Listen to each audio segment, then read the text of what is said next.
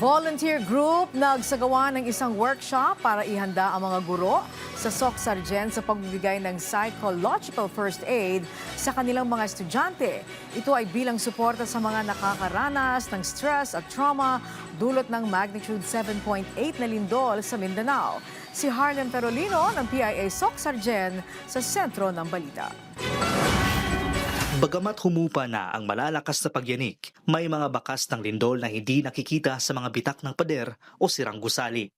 Ito ay ang hindi pa rin nabuburang takot at pag-aalala ng mga bata at maging matatanda matapos ang pagtama ng isa sa pinakamalalakas na lindol na yumanig sa SOC Sargent. Kaya naman bilang bahagi ng mga pagsisikap para sa psychosocial healing at community recovery, nagsagawa ang volunteers ng Kalimudan Culture and Arts Center Association Incorporated ng isang workshop para sa mga guro ng General Santos City SPED Integrated School San Isidro Campus. Layunin ng aktibidad na ihanda ang mga guro sa pagbibigay ng psychological first aid o PFA upang mas mabigyan nila ng tamang suporta ang mga mag-aaral na maaaring nakararanas pa rin ng stress, trauma o takot dulot ng lindol. We have especially some as teachers na nakatry dyan itong during nakaulit ang mga basa.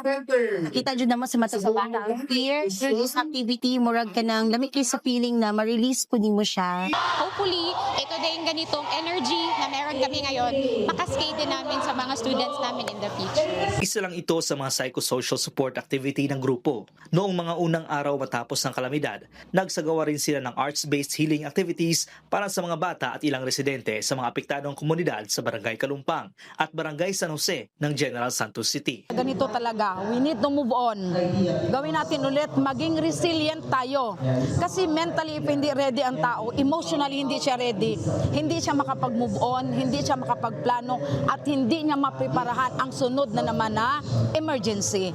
Ginagawa natin ang recovery through arts. Arts form, sing, dance, music, at saka drawing. Umaasa naman ang mga organizer na mas marami pang ahensya, organisasyon at mga individual ang makikiisa sa mga inisyatibang naglalayong palakasin ang mental health at pagbangon ng mga apektadong komunidad.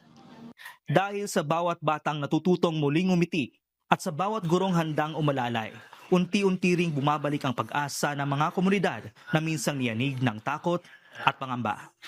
Mula rito sa General Santos City para sa Integrated State Media, Harlem Ferolino ng Philippine Information Agency, SOC Sargent.